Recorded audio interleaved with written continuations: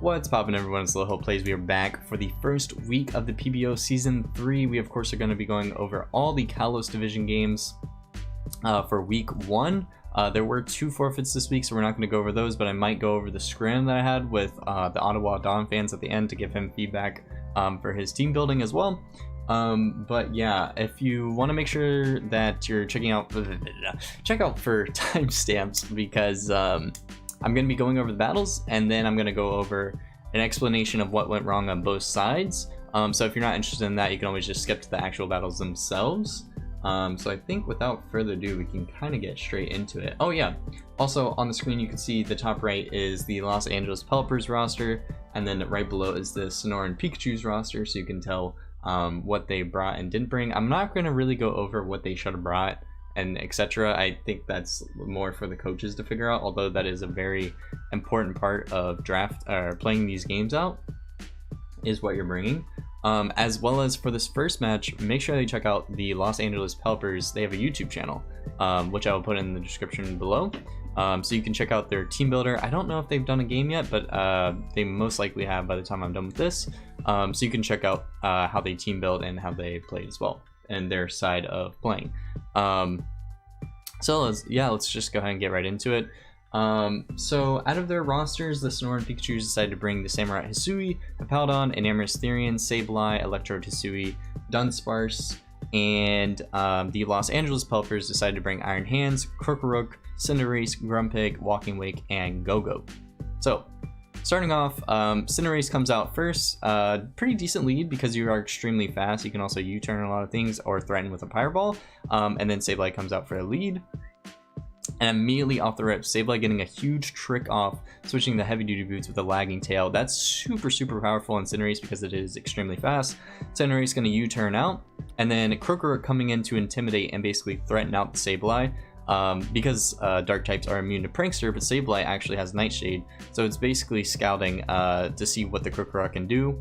Cinderace comes in, throws off a Fireball, SABLEYE just recovering the HP, and then obviously Hippowdon comes out, so Cinderace has to switch out. Stealth Rocks go up. That's pretty important, especially since Cinderace lost heavy duty boots, and Cinderace is their only way of changing away Stealth Rocks. Hippos switch out on the Go-Go, makes sense. Enamorous comes in, takes a Leech Seed. And then we can see this is their Tera captain, but they didn't decide the Tera. They actually double out into Dunsparce. Grumpig comes out on the Enamorous, I believe from their team builder, the Los Angeles Pelippers team builder. They were especially defensive. Krokorok comes out on the Dunsparce, and Dunsparce shows a Coil set, so Eevee-like Coil, but Krokorok properly responds back with a Dragon Tail. Does bring out Enamorous, so that is going to threaten out Krokorok, so they are going to switch out. Enamorous going for a substitute, and now we can see why Grumpig is basically the main way of taking down Enamorous, because they, do have Whirlwind. So here, SABLEYE goes for a Recover because it is fast, Grumpig going for a Taunt, and then Grumpig actually doubling out into Cinderace, taking the Rocks damage, and then SABLEYE hitting it with a Nightshade, unfortunately. And then because its lagging tail is slower than the SABLEYE the following turn, next comes in Go-Go. Electrode comes out to take the Leech Seed. Pretty strong play there. I think Electrode probably goes for like an Energy Ball here. Yeah, Energy Ball. I think it's just like Discharge. Unfortunate para hacks here. I know that it would have been decent to get off the chip here, and I believe between this interaction, Electrode is going to just spam Energy Ball / Discharge. Grumpig is also just going to be spamming Extra Sensory, so we're going to skip a few turns. But the final turn, when the Grumpig is low health, Electrode actually decides to Volt Switch out, predicting the Extra Sensory and then going into their Samurott so that they can effectively, their Electrode takes less damage, and Samurott Hisui can come in and basically pick off this kill, which is very strong because when it goes for Ceaseless Edge, it's also setting up spikes, and because Cinderace is gone, hazard stacking is now extremely important.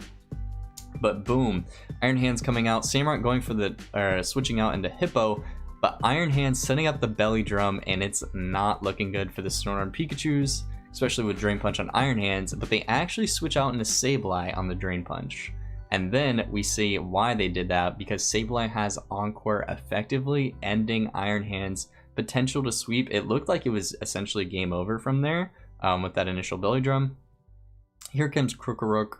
SABLEYE going for a Nightshade, doing some decent damage because especially since Krokorok doesn't have any reliable healing. Krokorok going for a Stone Edge, not really doing any damage at all because SABLEYE is defensive, I believe, in this match, and as well does have access to recover, so Krokorok is going to lose the 1v1 here. Iron Hands coming out, just trying to do some damage, effectively trying to prevent a 6-0 because differential does matter in this league in terms of playoffs. Gets off a heavy Thunder Punch. I think SABLEYE was just scouting to see what it would go for, and then switches out into Hippo, predicting the Thunder Punch. Then comes back and another double on the Drain Punch, effectively continuously switching to Encore and effectively allow the Iron Hands to die to Sand, which is pretty strong here because Stealth Rocks and Spikes were up, so effectively if they switched they were dead anyway. Here comes Walking Wake. It is Life Orb, but it gets swapped with Sableye's Heavy Duty Boots. Ultimately the boots aren't great here. I think you might wanted the Life Orb more, especially for what's about to come out, which is Dunsparce. Dunsparce going for a Body Slam does get the para. It is Serene Grace, so that does make sense. Out comes Electrode Hisui, predicting another Leech Seed. Yeah, Volt Switch. I mean, effectively, Sonoran Pikachus has this game in the bag.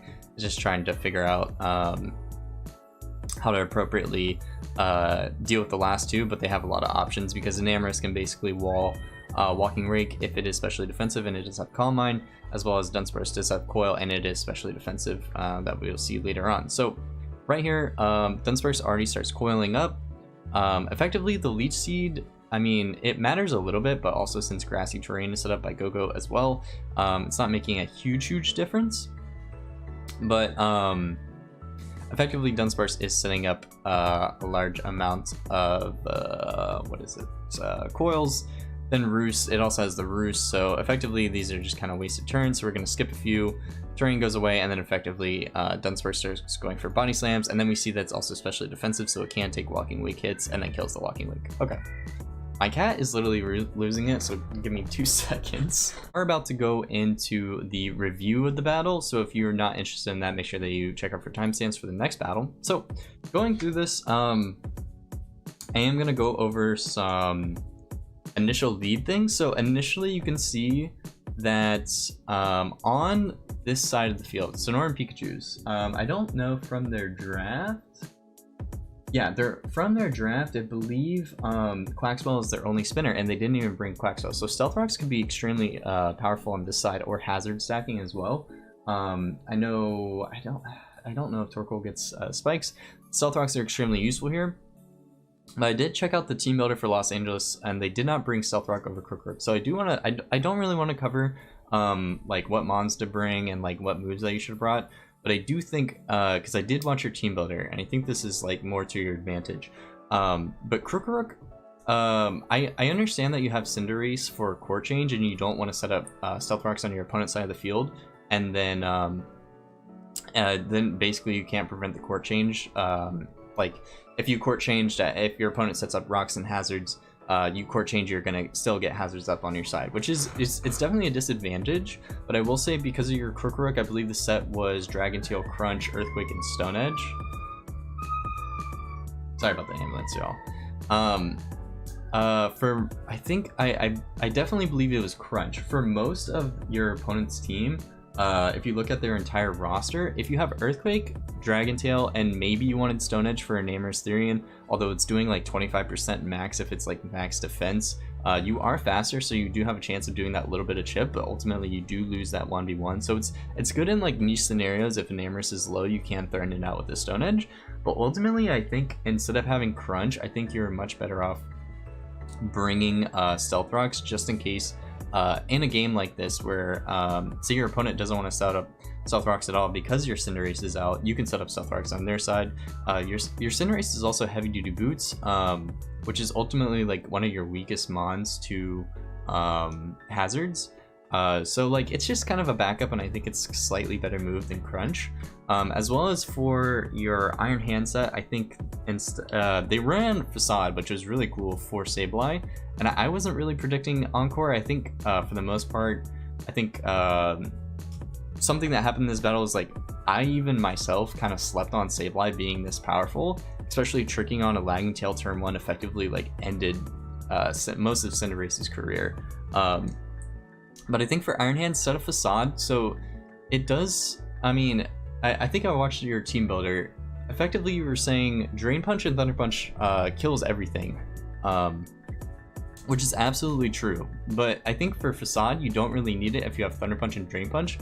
When they have 2 immunities like this between Hippo and SABLEYE, I feel like you kind of want like a coverage move like Ice Punch that you don't really have to predict and you can still hit both.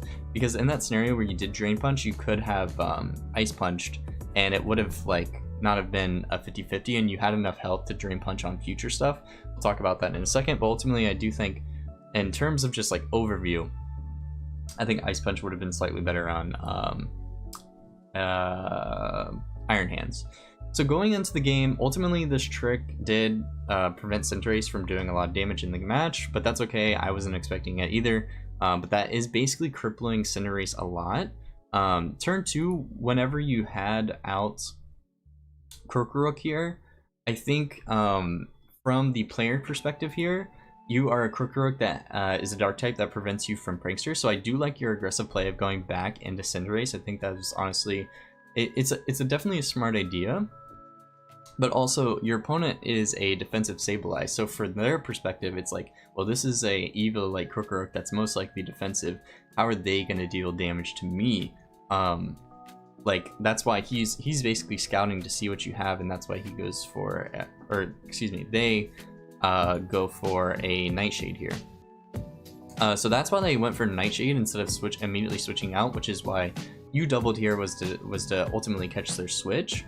So that is like a little bit annoying that you lose that chip, but ultimately I think your best play could potentially to, if you did have Stealth Rocks, go for it, or you could still Dragon Tail there. It looks, I think from the end of it, it didn't end up having Will-O-Wisp, but ultimately it doesn't matter because your Krokorok is being like a defensive check for the Dunsparce. And then SABLEYE there, just like recovering up the HP, obviously losing a lot from Fireball. I do like that play. And then they switch into Hippo. All this is fine. Goes in Go-Go. Stealth Rock's up. So Stealth Rock's being up, that now gives you an opportunity for Cinderace to court change back. So you do want to be cautious, but also like you have to have a good switch in. Leech Seed here is fine. Going into Grumpig here is fine. The double back into Dunsparce, I think you all played this fine, especially when your sets really put in work. Dragon Tail and Whirlwind on the Grumpig, very effective for preventing these sweeps. And then also here, I mean, all this was really good plays by you, Whirlwinding and stuff. And then on this turn, when SABLEYE recovers and you taunted, Jesus Christ, this music is so loud. Jesus. Sorry, I can't even think. Grumpig, I hope that does not show in the video of it being that loud, but it was super loud to me. Okay, so right here, you just taunted them, and I'm not gonna lie, I didn't even know that Grumpig got Dazzling Gleam. You put it on your set. Like during the match, I was like, wait, so you doubled out here. This is where you made the aggressive play, right? So you doubled out here because you thought that your opponent was scared of Dazzling Gleam and they are gonna switch, and potentially you could bring out Cinderace and court change something. So effectively, it's definitely a smart play. It's a very aggressive play. It's not in the it's not like a bad like mindset to go for, but ultimately this SABLEYE, the reason why the SABLEYE comes in is because most of the time you might not have they don't know that you have that fairy move.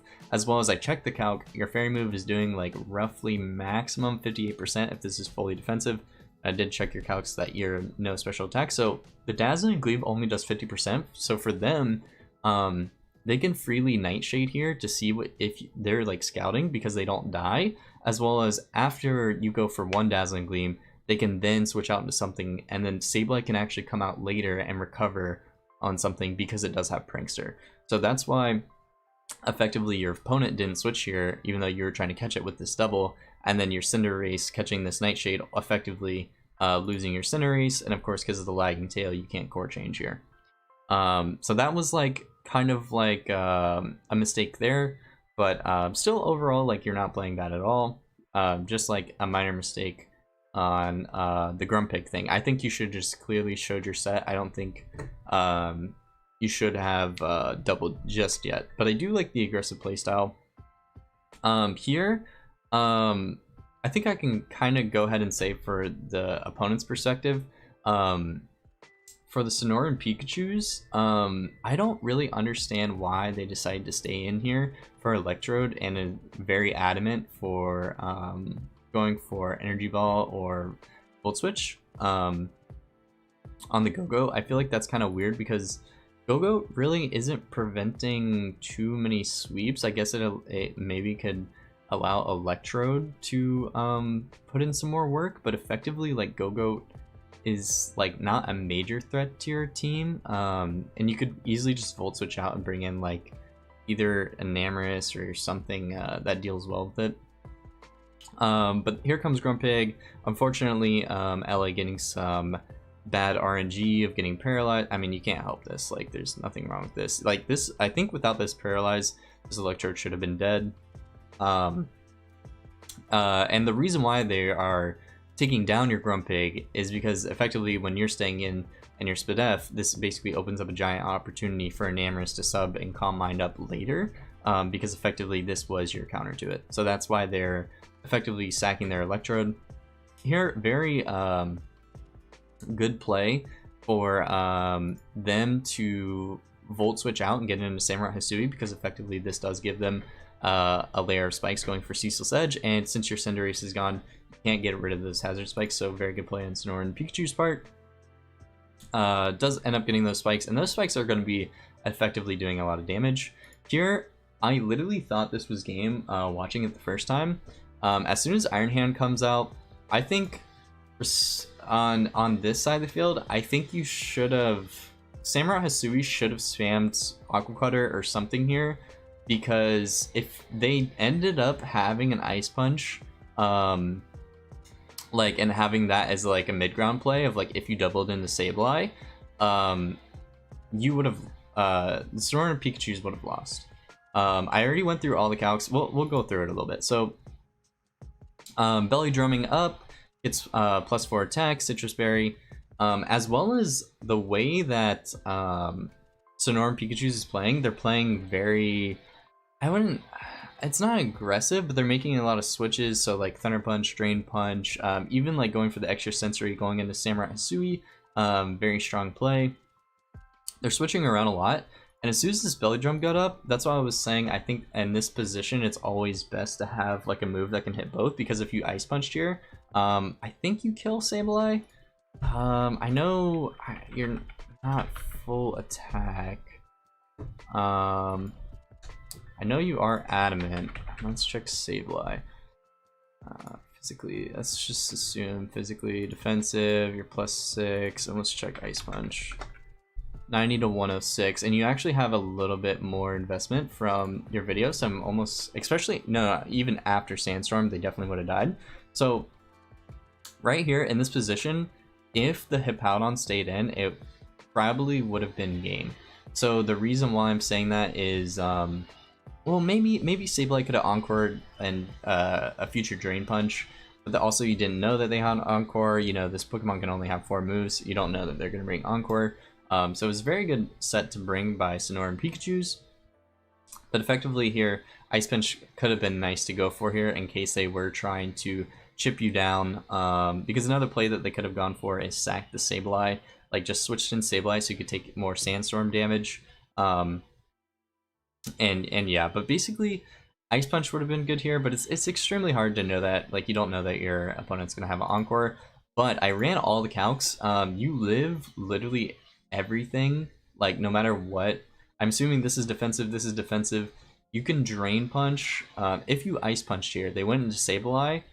Like if you had Ice Punch here and what they're still going for the same play of going for SABLEYE, they would have died and then they wouldn't have had Encore, and you can actually Drain Punch or Thunder Punch the entire rest of the team and get back all your health. Basically Samurai Hisui does max like 30%. Enamorus is faster, but even like a Draining Kiss, I don't know if it was Moonblast, I assume it's Draining Kiss because it is Calm Mind, does like max 25%, and you do kill it with Thunder Punch, and it's slower. unless it's running a little bit of speed for you. And then essentially you prevent, even if they're trying to chip you down with sand, you can ultimately drain punch something that doesn't want to be drain punched and get your health back, and then Samurai Hisui can't kill you, and then you sweep. But unfortunately, SABLEYE is able to come out and then encore you, effectively preventing the sweep, because this would have swept under the right conditions. Of course, I think on Sonoran Pikachu's part, I think that also was a bit of a risky play to go straight in for to SABLEYE, but it did end up working out for them, because Drain Punch is a little bit obvious there, because you do want to recover back all the health, and of course Encore being a very effective move. This is what I was saying before, as well as why at the beginning of the game the SABLEYE decided to stay in, because they still don't know exactly how much damage you do to them, and they can effectively whittle you down because you have no recovery. So that's why they're spamming Nightshade here. Recover. This playstyle in the future, I feel like that's also good, because when they have 2 immunities, as I said, Ice Punch can just be nice, but it's fine. And then Trick at the end, Walking Wake. Effectively with these 2 mons, you really can't win from this position. You can try to hold out, and then Dunsparce ultimately ended up coiling. So yeah, main things were just the sets, the initial, I think, underestimating SABLEYE, but also I underestimated SABLEYE, and then also kind of some like aggressive doubles on your part, I guess. But ultimately, I mean, I like the playstyle, I like the idea, but effectively the SABLEYE was feeling a little bit comfortable to stay in, to scout to see what moves you had, and I think you should have stayed in and went for just for some options to see either Dragon Tail on Krokorok or actually gone for the Dazzling Gleam on Grumpig. Would have been really effective. And then on Sonoran Pikachus, I would just say that the Electrode spamming Energy Ball on the Go-Goat was a little bit weird. I don't understand why the reasoning behind willing down Go-Goat, because it doesn't seem like too problematic, especially since it was coming off as defensive. But ultimately, Sonoran Pikachus played extremely well. So do not be disappointed about this battle at all, as well as like this Iron Hands like literally wasn't like an inch away from sweeping, so that was really cool. I think that's pretty much it, as well as I would say for the Los Angeles Pelippers, I think what I wrote down here is that you started really early being aggressive, making a lot of doubles, but by the end of the game you played a little bit passive in the fact that your opponent was switching a lot, but you weren't making any predictions. But yeah, that of course is all meant to be positive criticism. In no way am I meant to say that you were a bad player at all. Also, I really enjoyed your team builder, so good job with that. But yeah, I think that is it for game 1. GG's to both of these teams. They played extremely well. Alright, next match we have the Santa Cruz Swadloons, which has the roster in the top right, and the Mojave Cacturnes, which has the roster in bottom right. So the Swadloons decided to bring Tinglu, Houndoom, Goldingo, Tatsugiri, Florges, and Meowscarada, while Mojave Cacturnes decided to bring Magneton, Zoroark-Hisui, Wishcash, Dachsbun, Morgrem, and Fortress. So, looking at the squad, Tatsugiri being only spinner here, Fortress being the only spinner here, most likely Light Screen and Reflect on Morgrem here, and potentially a lot of hazard stacking. I don't know if Dachsbun is going to be offensive or not.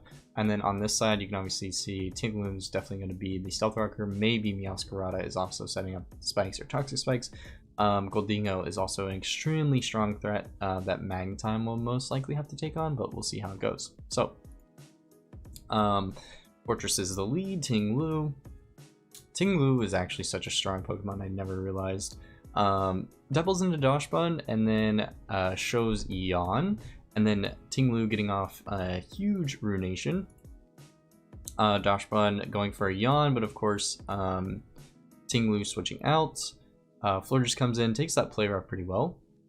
Then in comes Magneton, and then Florges getting off a very powerful Baton Pass, get back in Tinglu so that it can go for an Earthquake. Let's see what next. Goldingo comes out, Spikes come up for the fortress. I don't know why they're showing up. Literally in the replay I was just watching, it worked. Make It Rain doing 71% to fortress, meaning this gold dingo is choice specs. Also, there are 2 specs there, so ignore that. Finally, Magneton coming in, taking that 16% from making it rain, and then Magneton going for a flash cannon. Let's see. Dachshund comes back in, obviously to threaten the Tinglu itself. Tinglu going for an Earthquake, exceptionally strong play because it is effectively weakening down the Dachshund. Throws off another Yawn, but still does not effectively does not put Tinglu to sleep because they decide to switch. Fortress comes out, getting that rapid spin off. Pretty strong play here, but is Tinglu faster than Fortress? I assume it's not. Let me check that. Actually, very. Oh, maybe, yeah, maybe it was Speed Grab. Could have been Speed Grab. I'm very shocked by it going for this switching out, but of course it would fall asleep, and then that would be really annoying, so I get it. Goes for a rapid spin, gets rid of the rocks, and then switching Mulgrim. When I watched this game live, I saw the rapid spin not work. I was like, why the hell did that not work? And then I realized it's Hisuian Zoroark. Hisuian Zoroark also having a sash, able to live that Draco Meteor, and then switching out into Florges, which is an exceptionally strong play because Florges has very good special defense, as well as Tatsugiri does have heavy duty boots so that it can come back in later. Goes for another Shadow Ball, decent damage honestly, especially for Florges. That thing has monstrous special defense. And comes in Magneton, Wish Protect Florges, obviously getting back up to full, while Magneton is sitting in, as well as Wish Baton Pass, effective for bringing in any mon that is low. Houndoom is a pretty decent switch in to come into Magneton, and then goes into Fortress. Sacks the Fortress and comes Hisuian Zoroark. If it landed that Focus Blast, the Houndoom would have been dead, but unfortunately it does not, so the Houndoom does pick up the kill. Wishcash does come in to try to Dragon Dance, but of course Meowscarada is in here and can go for a Flower Trick. I have no idea if that was banned, but that did a ton of damage if the Morgrem was also Eviolite, as well as effectively the screens, like the screens don't really matter because of Flower Trick. And Meowscarada can always come in later to defeat the Wishcash. Tinglu comes in to take on the Magneton. It does end up Tera grounding, which is pretty important. Tinglu going for a Stealth Rock, and then ultimately Tinglu goes down to a Focus Blast, or not Focus Blast, Flash Cannon. And then Meowscarada comes in and cleans up the game because it does outspeed the other 2. So overall, I don't think this game, from either player's perspective, was played poorly. But I do kind of want to go over like the few mistakes in the game. I think as a lead here for the Mojave Cacturnes, I think you had a really strong game planned here. I think most likely this Tinglu only has Stealth Rocks, Ruination, Earthquake. I don't know what the last move is.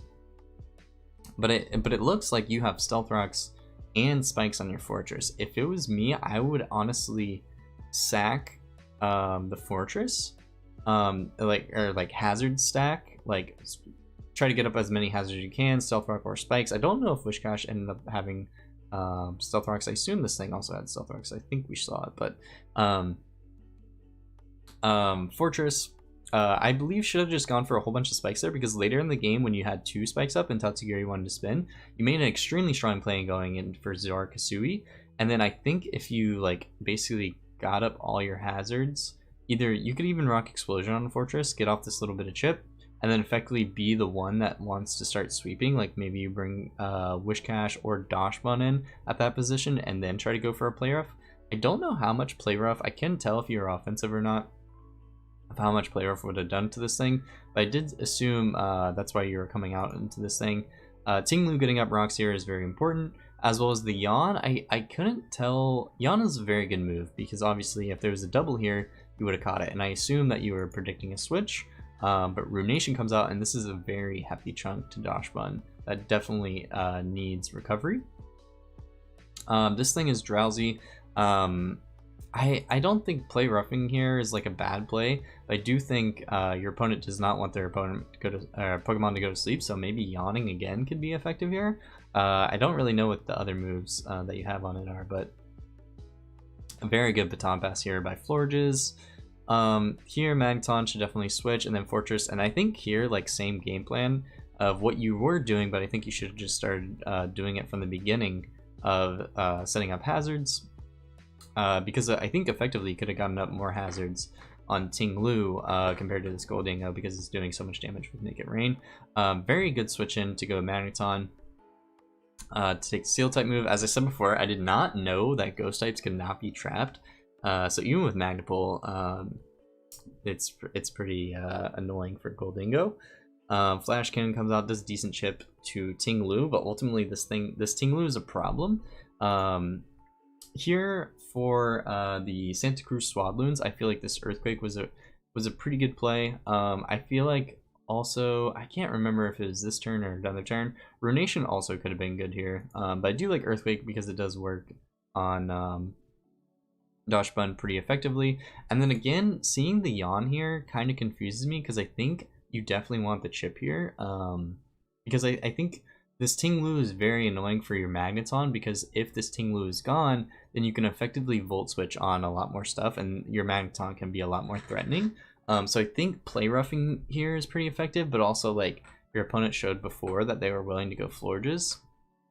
So I understand why you went for the yawn, but I do understand why your opponents say then to go for the Earthquake, because they could definitely take at least one play rough. Then Fortress come out, again the Rapid Spin, very effective. The spikes are still here, and then I really love this play that you made when you went straight into Zoroark-Hisui, and then started spamming Shadow Ball. Really like that play. And then I do like keeping Tatsugiri alive. I think that's a very effective play as well.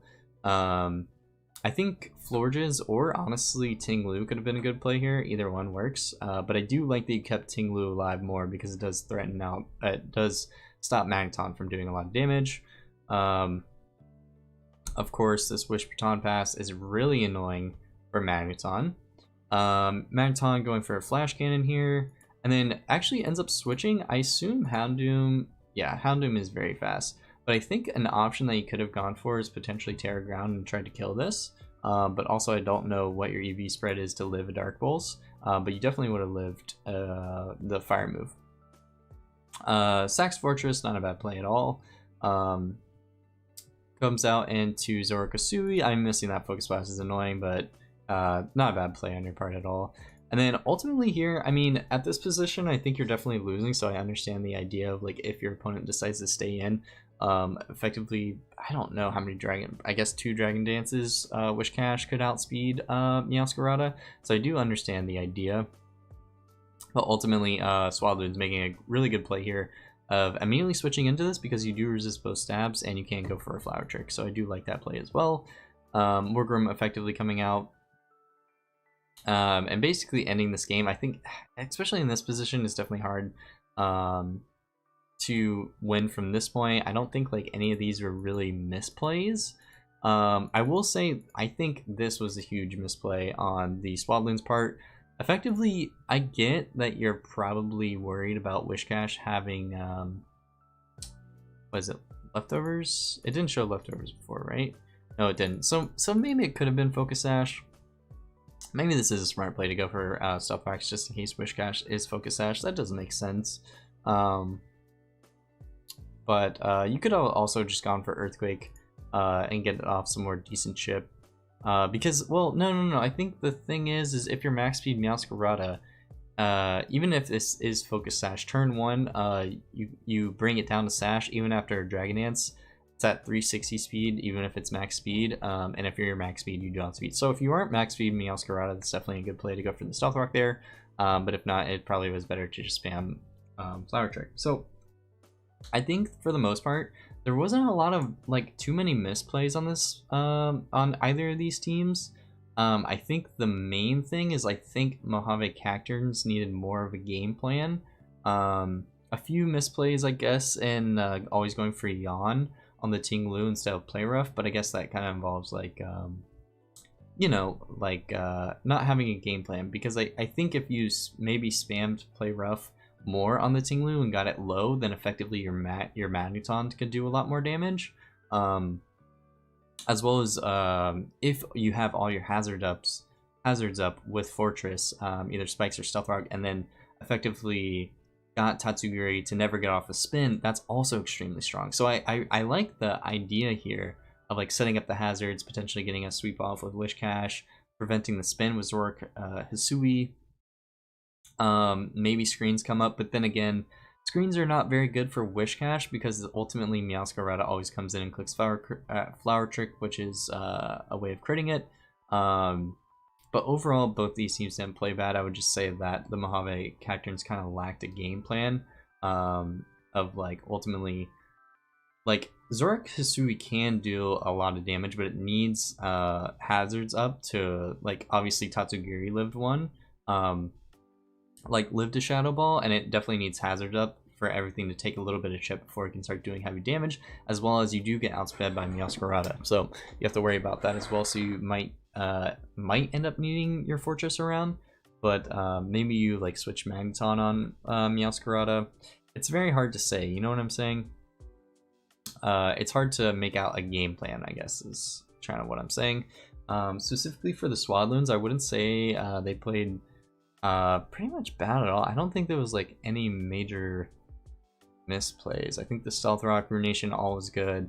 I think Earthquake is probably a smart idea if Dashma never came in, but I was thinking maybe clicking Ruination more is more effective, because I think the turn before I was saying like they switched in Dashma and you went for the Earthquake, and it ultimately did effectively work out for you. But another option is if Fortress was gonna come out, you could have gone for Ruination and got more damage off.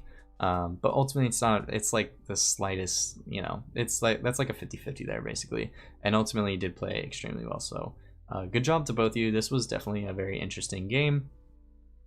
As well as for the first time ever, I did not know that Goldingo could not get trapped. So very good game for both of you, GG's, and I'm excited for y'all's week 2.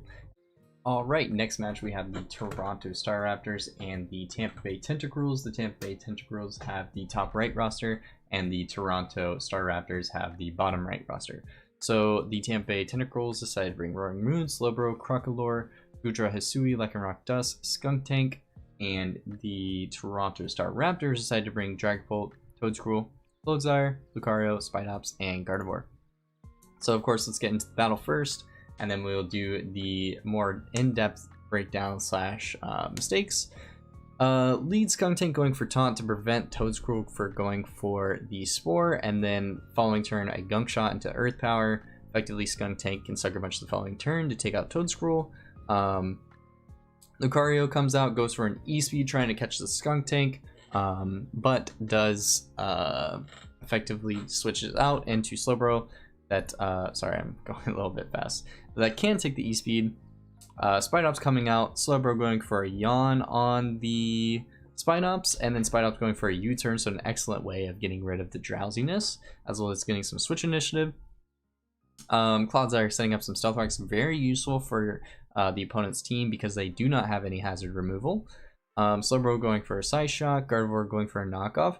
I could very well consider that being a strong play in case Slowbro had leftovers, but it is Cassivberry. I think that's for Ghost type moves. Maybe. So maybe Dragapult would want to go for a Shadow Ball. Ultimately, Dragapult is a subset, was trying to catch a sub on maybe a double. Slowbro does decide to go for an Ice Beam. Then Spidops coming out, takes the Side Shock, and then goes for a First Impression. That's a lot of damage. And then U-turn, of course, coming out to deal a lot of damage to Slowbro, and then Lucario coming out, taking the Side Shock, and then going for another E-Speed onto what was supposed to be Slowbro, but then doubled out in the Skuntank, taking the chip of Aftermath, also pretty annoying. Crocalor coming out, does go for a Slack Off, pretty good play because it is running Eviolite and rocks are up. And then huge Toxic on Clodsire, switching in on the Roaring Moon, very, very huge. Spidops coming out to take an excellent Earthquake and also threatening this out with a First Impression. Spidops still does decide to go for a First Impression, does a good clean 26. That's resisted damage from Goodra. It is stakeout boosted, but of course, Clodsire comes in to take on the Goodra. Slowbro comes out to take an EQ. Does a decent chip. And then Slowbro going for a Side Shock, but Clodsire actually picking up the Slowbro kill. Pretty huge there. Roaring Moon coming back out. Huge crunch into the Clodsire, killing that as well. Spidubs coming out. Hard prediction to make there, whether going for a first impression or a U-turn. I'm not sure if that crit mattered. Apparently it does not look like it mattered, but Dragapult coming out, going for the Dragon Darts. Obviously the Lycanroc killing with a crunch means that it is Scarf, so Lucario can come out here and effectively take a crunch, and it is justified, which is actually pretty important, but not as important because Crocalor is running unaware, but still decent damage with, 45. Doing a lot of damage there. Unfortunately, it does go down, and Gardevoir coming out, just going to spam Psychic to pick up the Crocalor kill, and then unfortunately Lycanroc Dusk is Scarf, so it will kill with an Iron Head the following turn. So of course we are about to go into the breakdown section, so if you just want to watch the rest of the battles, make sure you go ahead and skip and check for timestamps. So originally, let's go through the game. Starting off, Toronto Staraptors getting up Toedscruel and then Skuntank lead. Ultimately, this is not bad. So on one perspective, I think I'm going to kind of lead into both sides for this entire match. Because the Tampa Bay Tentacruels does not have any hazard removal, getting up hazards is extremely important. Like, if you could sack Toedscruel and Clodsire specifically for hazards, it's just absolutely huge because the rest of the team, there's no hazard removal, meaning everything is going to be taking chip. So that's why Skuntank is leading here and is wanting to go for Taunt, because ultimately they know they're not bringing hazard removal, so they're trying to prevent it by going for Taunt and maybe eliminating something that can set up hazards like Toedscruel. So Taunt coming out, I don't think Spore is a bad play here at all. I think even if you, like, you could even have Earth Powered turn 1, but I think ultimately, you know, your main game plan is to try to set up hazards if you can, as well as Sporing something to sleep is extremely useful, but of course you have Mycelium Might. So because you went for Spore there, I don't know if you outsped naturally, depending on your speed tier, or how much investment you put, but you could have potentially Spored it to sleep. Following turn here, Earth Power getting a huge chunk, and then Skuntank going for a Gunk Shot. I mean, you do live this, which is fine, but I think effectively you don't want to sack Toedscruel here because, I mean, you know, your opponent knows you're taunted, so you have to go for an attacking move if you are going to go for one. So effectively kind of giving away Toedscruel to a Sucker Punch. Of course, you might not know that Skuntank is running Sucker Punch, but Sucker Punch is a pretty common move on Skuntank because it is decently slow. So unfortunately, just losing Toedscruel like this is a bit unfortunate. And more likely, you probably sort of switched out here. Clodsire could have been good, assuming that you're defensive. I mean, there's a couple different options. You could have even gone Lucario because you are justified, which is pretty powerful as well. And then Lucario does come out. I honestly figured that the opponent might not want to switch out. Maybe they just want to sack Skuntank specifically for the Aftermath if they thought Lucario was annoying. Like, you can also Sucker Punch here and get rid of the balloon, and then you have Crocalor in the back anyway. But because they do have options in Slowbro and Crocalor, it's not like I wouldn't even say like it's not bad to potentially predict here. Instead of going for Extreme Speed, I think Close Combat could have been a better option. Maybe just like a little bit more chip on Slowbro, and if Crocalor came in, you obviously are doing 45%. Versus like if you just go for Extreme Speed, there's a lot of options that they could go into. Obviously they went for Slowbro, which is like basically a very mid-ground play. I don't know in your entire set, but if you did have a coverage move for Slowbro, now would have definitely been a time to use it, because at the start of the game, most of the time your opponent is not gonna sack a lead when they have a lot of options for Lucario as a threat. So Slowbro does come out. Extreme Speeds here, that's fine. Spidops coming out here is actually huge because Slowbro going for Yawn, and then ultimately the Spidops can U-turn out is extremely powerful because it gives you a lot of switch initiative. Clouds coming out, and this is an amazing turn where you do ultimately go for a Stealth Rock here. Slowbro does come out and does want to spam Psyshock, so you do go into Gardevoir and also pick up the Regenerator. That's also really huge because effectively Gardevoir can kind of be a decent check to Slowbro. I mean, not entirely, but you do trace Regenerator, which does allow you to at least take a couple hits and then you can switch out and gain back some health. So I do like that as an option. Max, even then you can see Max surf during 32, so you did live another one here. I don't know exactly what your other moveset is, but then Dragapult comes in.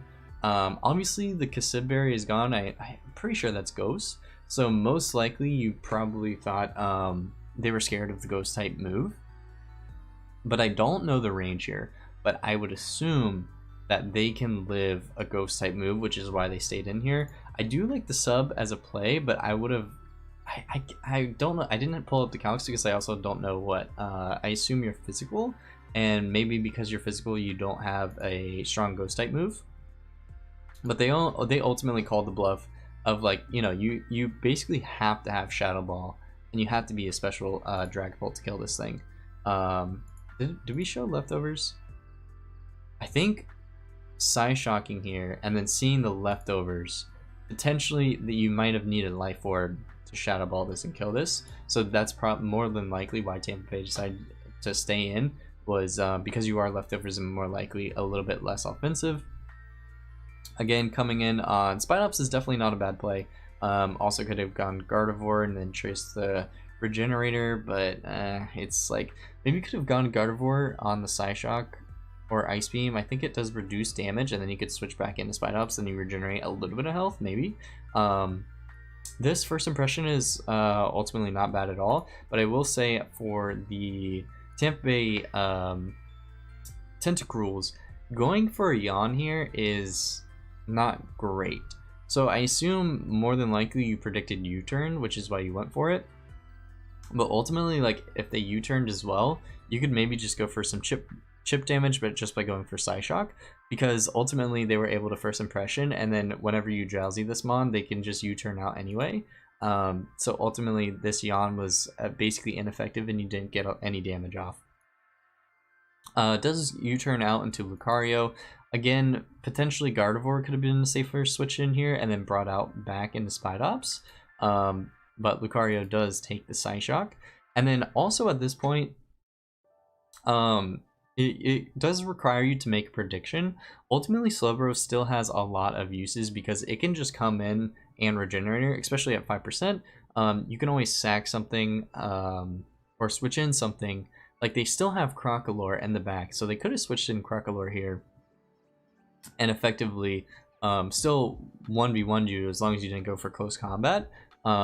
So that's why they're deciding to switch here. So ultimately, I think also close calming here would have been a better play, but ultimately E-Speed does the same thing. But you do take the aftermath damage, which is bad, but also a good play on the Tampa Bay Tentacruel's job of going for the aftermath sacrifice to get off that extra trip, which is honestly really important for Lucario, because potentially later on you could have lived more hits from Slowbro. But of course, Slowbro does have Regenerator, so that's why I was like, maybe the better play is to always predict that it's going to switch, because more likely than not, people want to keep their Slowbro around. Crocalor comes out, does decide to switch into Cloudsire. I think that's an excellent play. Crocalor just going for a Slack Off to make sure that's healthy is also really good. Roaring Moon coming out, and oh my gosh, this Toxic is actually so huge for Cloudsire, because like Roaring Moon, it's, I would say for Tampa Bay's perspective, Roaring Moon is definitely offensive play, but this Toxic getting on this is so good because it definitely prevents, if Roaring Moon was going to set up at any point in this game, it's definitely not anymore. As well as if they switched into Slowbro, you could have caught that with the Toxic. That's really huge for your other members as well.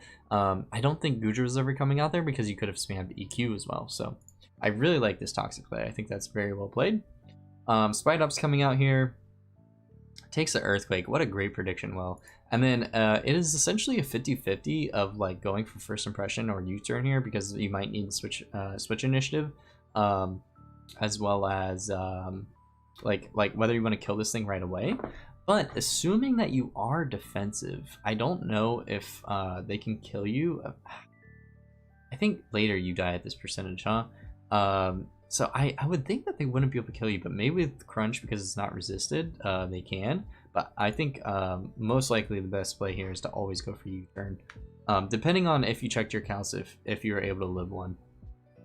But of course, you can go for U-turn the following turn, as well as this turn when you decide to manually switch out on Goodra. Wait, you are slower.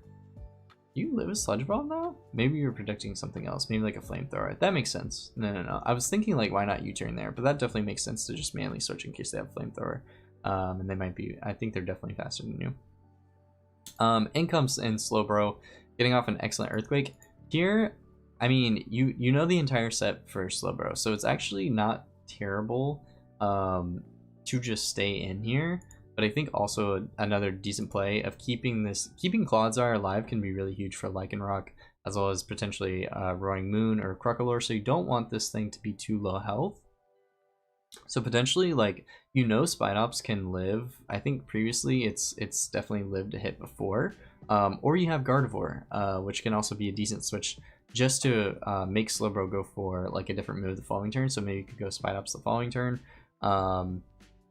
Or like, you have options, I think. Maybe you could go Gardevoir, and at that percentage, like it's definitely gonna die, instead of going for Earthquake.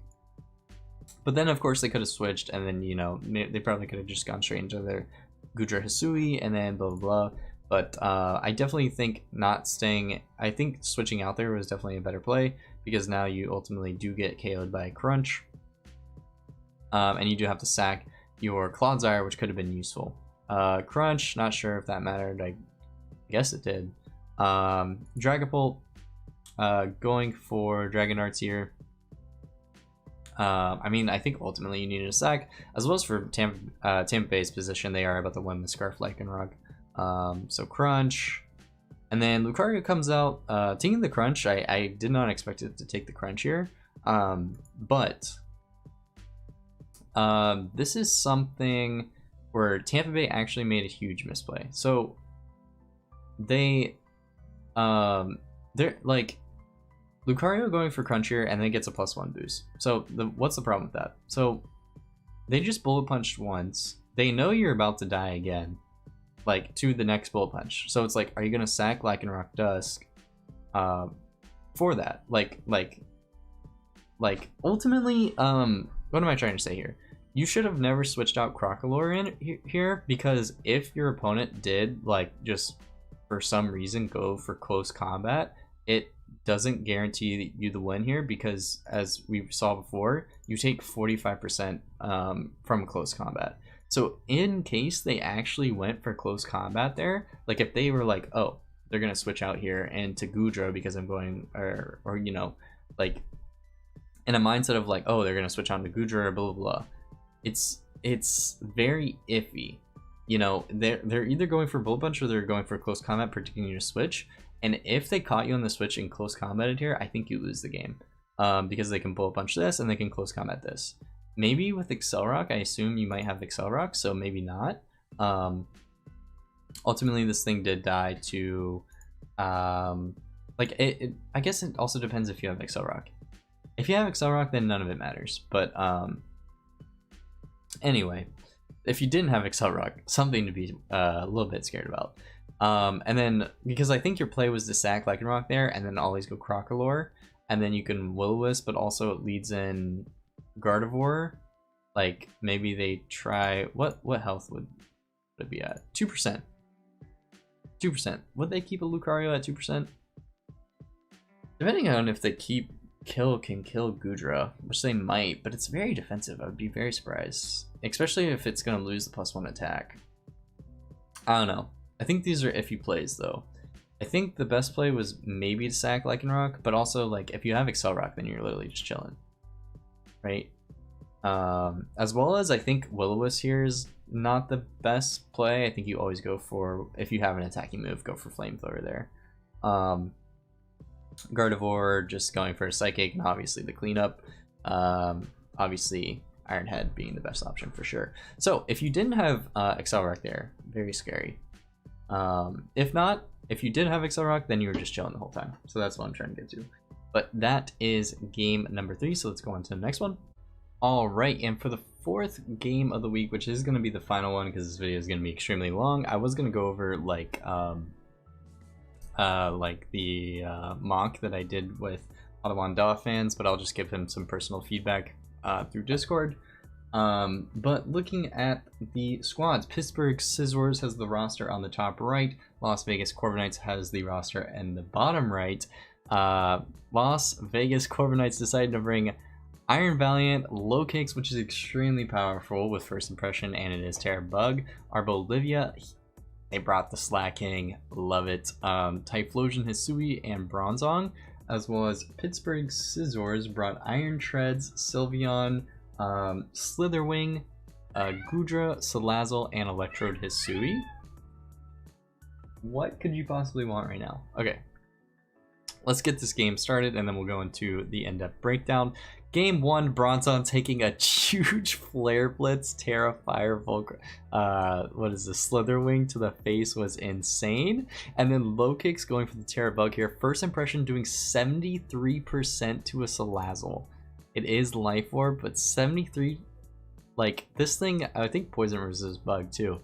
That does a lot of damage. Salazzle predicting the Sucker Punch the following turn by getting up to Toxic Spikes. And then Low Kick's going for a U-turn. If Salazzle went for a Flamethrower there, that is a sus 50-50. Iron Valiant coming in. Let's see who comes out. Iron Treads, gonna go for the Heavy Slam, but Slacking coming out to take that very easily. And these Toxic Spikes are already starting to put in a lot of work into Las Vegas Corviknights team. Of course, they have no Spinner as well, so if any other hazards go up, it's gonna be very, very strong. Everything getting poisoned now, as well as Sylveon being a very good counter to Slacking because it does have Protect, as well as we can see Protect does extremely well against First Impression. So this Wish Protect strategy with Sylveon is doing a lot of work, as well as, oof, Sylveon taking a giant 67% from a U-turn is insane. Definitely want to keep this Sylveon healthy. As you can see, Sylveon is definitely taking advantage of the toxic buildup, definitely wanting to protect for as many turns as possible. Electrode coming out, taking a Leech Seed. I believe it's gonna Volt Switch the following turn? I would hope so. Bolivia getting another I don't know, it ate its Citrus Berry, meaning that it is able to do Harvest strats now. Sylveon coming out on the Slacking. Of course, this is just really good because Sylveon can always protect, and Slacking is always running Truant. That's like the one downfall of Slacking. Effectively, you can always protect. Going for another Wish, extremely strong for Sylveon, and of course you always protect here to prevent the First Impression, and then you can live the U-turn the following turn, so you could even Wish here again. U-turn taking 68%. In comes in Iron Valiant, of course going for another Wish, very strong play. Here comes in another Protect, again getting a lot of Toxic Chip off, very, very important. Knockoff does get rid of Sylveon's leftovers, so potentially a way of weakening the Sylveon, so Low Kicks can just kill everything basically. Our Bolivia comes out trying to Leech Seed, stall some Pokemon, as well as Harvest does activate, getting another Citrus. Electrode coming out. Bolivia actually going for a sub and then harvesting another Citrus Berry. So it is at decent HP, although the Toxic is going to be stacking up soon. Our Bolivia going for an Energy Ball. Does a lot of damage to Electrode. And then another Energy Ball will take it out. And then at this point, our Bolivia is extremely low health with 14 HP, so Slithering is going to come out and U-turn and pick up that kill. And comes in Sylveon. Low Kicks here, of course Sylveon should always go for Protect to prevent the First Impression, otherwise it'd probably do like 80%.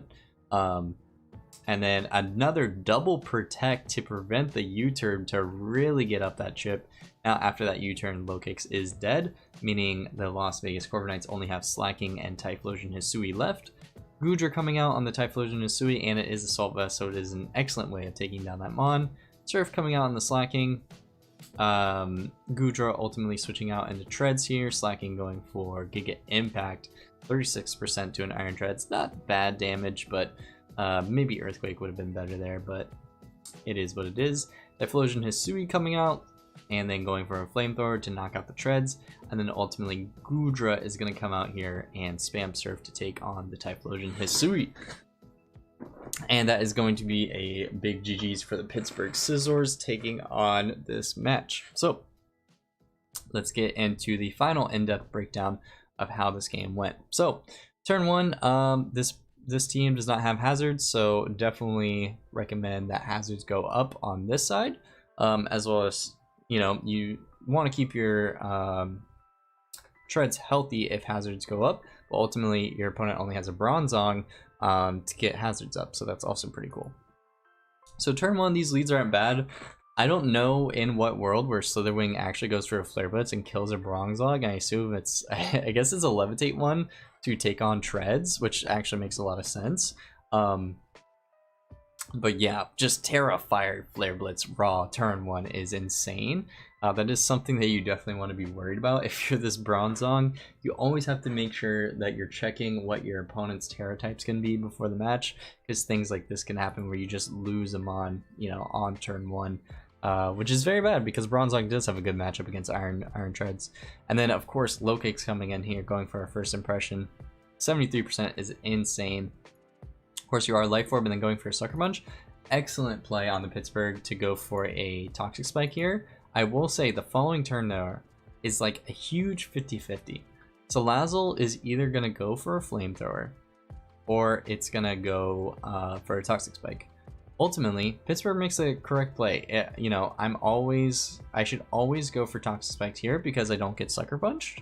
And then also, you know, I get additional layer spikes, which can be extremely effective, and they were effective for this turn. For Low-Kicks though, just going for a straight U-turn is also kind of a hard read because I think if they Flamethrower here, you're dead. So it's like a very iffy, like if Pittsburgh was like, you know, I don't want to, if Pittsburgh was like, you know what, maybe I will risk this Sucker Punch and Flamethrower here, like I'm pretty sure they're running enough speed to kill you, and your Low-Kicks would be dead, which would be very important. So this is all sketchy, like a small 50-50 there, a pretty important one. But ultimately it does work out in your favor that your Low-Kicks is still alive. And it also works out that Salazzle got 2 Toxic Spikes up, which is just really good for Pittsburgh. So ultimately, like, Pittsburgh didn't really have to worry about there, because ultimately they wanted the second Toxic Spike, which is really huge for this game. Yeah, Heavy Slam, Slacking, all this is fine. Low-Kicks coming out. Wish, Protect. Obviously, they haven't shown Protect yet, but now you know after the first impression that they are always going to be protecting on you. So from in the future, beyond this point, if you are Las Vegas Corviknights, most of the time, I don't know if you have Swords Dance, if you have any other moves that you can go for, turn one, you do not need to go for first impression on Sylveon because it does have Protect. All this is fine. In terms of Pittsburgh Scizors, you definitely want to keep your Sylveon at max HP, Wish, Protect, you know, trying to do the absolute most and keep it alive because Protect can basically wall slacking. I do like this Volt Switch play of getting rid of the Leech Seed. Of course, Sylveon making the correct play here to always go for Protect, whereas I would have liked on Las Vegas's side to maybe switch out and go into something that could potentially threaten this.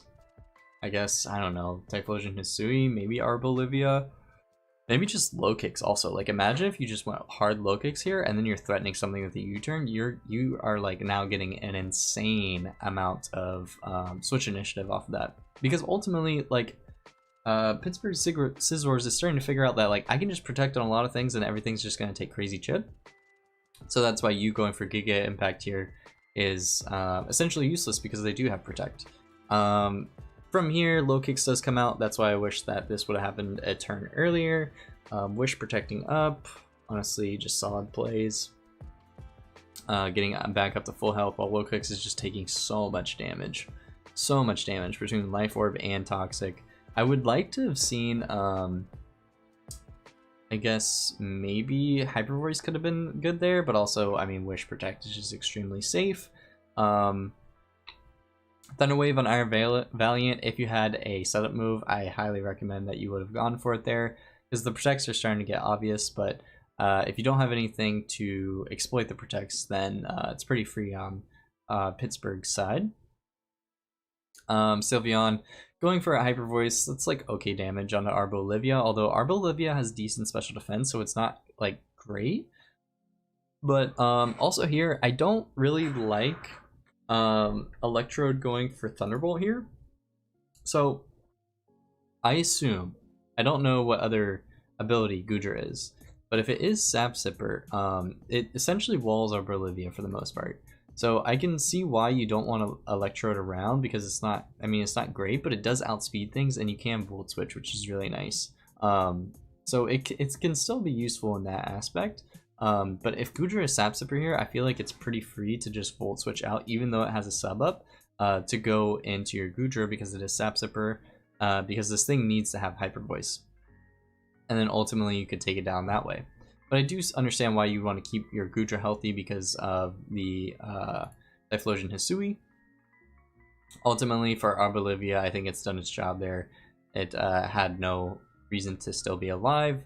Low-Kick's going for a first impression, Sylveon going here for a protect. Again, I think this double protect is extremely risky. I think you just sack Treads or potentially Slitherwing. If Slitherwing is the worst mon on your... Sylveon is definitely the best mon on your squad right now to take on Slacking. Iron Treads can also do it, but I think it's just way more effective because obviously you can protect, but of course you are running low on protect. But the Toxic is building up where it really should not matter, as well as you do have Wish, and most likely you can Wish into your other mons if they do get low. Ultimately, this is all fine. Getting off this kill for low kicks is pretty important, as well as first turn, like first impression, is basically useless. So if you had a better move there, I don't know if you did, it would always be better to Swords Dance up if you had it, but maybe you didn't have it, so that's totally fine. Here, Slacking going for Surf. Slacking here always should go for EQ. It's just best if they do decide to switch. It would just do more damage, but ultimately doesn't matter too much because at the end, Typhlosion end up picking up this kill, and then Goodra ends up walling it. So yeah, that's mostly the feedback. There weren't like too many misplays. I think just Pittsburgh off the rip, just getting that instant kill, really put it ahead, as well as Sylveon having Protect, as well as the two layers of Toxic Spikes went in. And I think for Las Vegas Corviknights, you should have played more aggressive into your opponent, constantly going for Protect. So if that turn where they were going to Protect on Slacking and you doubled right into low kicks, now Sylveon dies to that U-turn if it stays in, and nothing wants to take a U-turn. So I think if you made that play, it would have put you in a more favorable position where things are actually dying a lot more.